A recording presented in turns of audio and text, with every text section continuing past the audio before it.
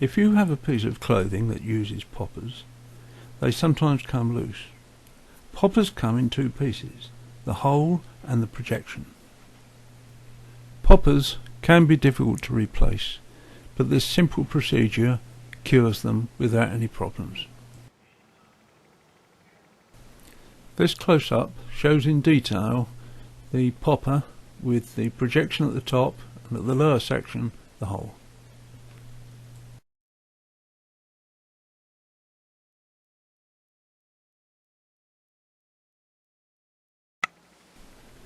This shows the G-clamp that is used to reshape the projected section, although it can be done with pliers or a vise.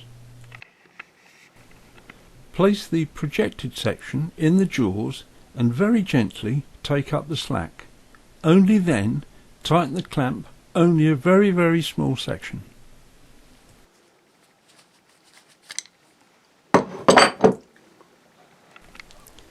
Then try the popper to see if this has cured the problem of the looseness. If not, then try again, but remember, only gentle squeezing will do the trick. If you distort the projection too hard, it cannot be cured. Good luck and happy popping.